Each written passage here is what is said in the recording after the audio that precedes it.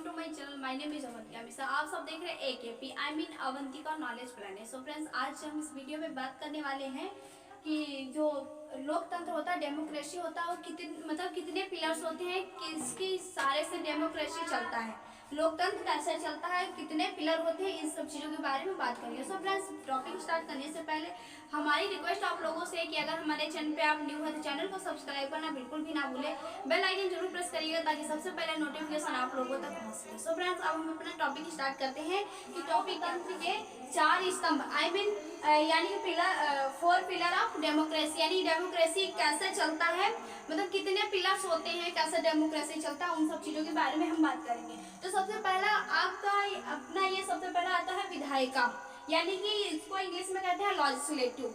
ठीक है, अब विधायिका जो होते हैं, अब ये बात है कि विधायिका का काम क्या होता है। तो लॉजिस्लेटिव का काम होता है रूल्स बनाना, लॉजिस्लेटिव का काम होता है रूल्स बनाना। ठीक है, तो अभी देखो जैसे ये MP MLA ये लॉजिस्लेटिव में आते हैं, तो लॉजिस्लेटिव का काम होता है रूल्स बनाना। तो जैसे ये MP जो होते हैं ये बनाते हैं कंट्री के लिए रूल्स, किसके, कंट्री के लिए, और MLA जो होते हैं वो बनाते हैं स्टेट के लिए। जैसे कि रूल्स में समझे तो ऐसा GST वगैरह लागू करना, तो ये सब रूल्स जो लागू किए जाते हैं, जो बनाते हैं, बनाने का काम होता है लॉजिस्लेटिव का। ठीक है, अगर हम यहीं पे बात करें कि भाई MP और MLA का फुल फॉर्म क्या होता है, तो MP का फुल फॉर्म होगा मेंबर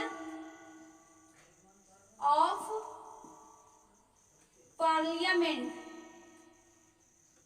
ठीक है, और यही बात करें कि MLA का फुल फॉर्म क्या होता है, तो MLA का फुल फॉर्म होता है मेंबर ऑफ लॉजिस्लेटिव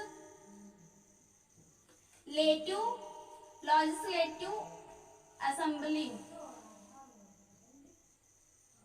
क्या होता है, मेंबर ऑफ लॉजिस्लेटिव असेंबली। ठीक है, और जो ये MP होते हैं, MP का फुल फॉर्म होता है मेंबर ऑफ पार्लियामेंट, और MLA का फुल फॉर्म होता है मेंबर ऑफ लॉजिस्लेटिव असेंबली। ठीक है, तो MP किसके लिए जो होते हैं, MP किसके लिए रूल्स बनाते हैं, कंट्री के लिए। देन ये जो होते हैं MLA किसके लिए रूल्स बनाते हैं, तो ये बनाते हैं स्टेट के लिए। सो फ्रेंड्स, इनका काम, लॉजिस्लेटिव का काम, विधायिका का काम होता है रूल्स बनाना। ठीक है, अब रूल्स को लागू कौन करता है, तो ये लागू करने का काम होता है कार्यपालिका का, जिसे हम इंग्लिश में कहते हैं एक्सिक्यूटिव।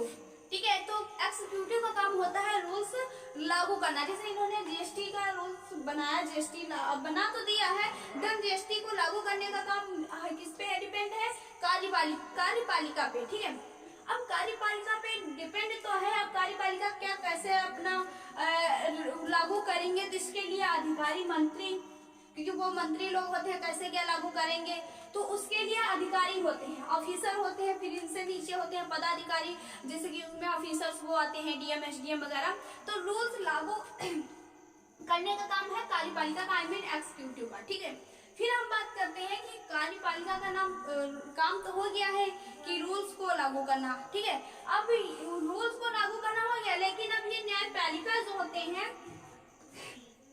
जिसे हम इंग्लिश में जुडिशरी बोलते हैं, इनका काम क्या होता है, इनका काम ये होता है कि जैसे लेजिस्लेटिव ने रूल्स बनाया, ठीक है, देन इन्होंने क्या किया कार्यपालिका ने उसे लागू कर दिया। अब ये जो कोई रूल्स होते हैं, अगर कोई फॉलो नहीं कर रहा है, नहीं मान रहा है, कोई उसके अगेंस्ट है, तो ये न्यायपालिका जो होता है उसका देखभाल करता है, उसको हैंडल करता है कौन, जुडिशरी, न्यायपालिका। ठीक है, उसके बाद में और ये पनिशमेंट, जुडिशरी पनिशमेंट देता है। ठीक है, उसके बाद में ये आती है पत्रकारिता यानी कि मीडिया। पत्रकारिता का काम क्या होता है, तो पत्रकारिता का काम होता है जो जितने ये डेमोक्रेसी के पिलर्स हैं, इन तीनों पिलर से अगर कोई भी गलती या कुछ होता है या कुछ काम गलत हुआ काम, तो उसका उजागर कौन करता है, ये मीडिया वाले करते हैं, यानी मीडिया करता है। ठीक है, तो ये आपको पता चल गया होगा कि जो पिलर्स के, डेमोक्रेसी के जो 4 पिलर्स होते हैं, 4 पिलर्स होते हैं, उनका कौन कौन से होते हैं, और डेमोक्रेसी कैसे चलता है, यानी कि लोकतंत्र कैसे चलता है, कितने पिलर्स होते हैं। सो फ्रेंड्स, आई होप आप लोगों को पूरा क्लियर हो गया होगा, जितने डाउट होंगे सब क्लियर हो गए होंगे। अब हम मिलती हूँ नेक्स्ट वीडियो में, नेक्स्ट क्लास।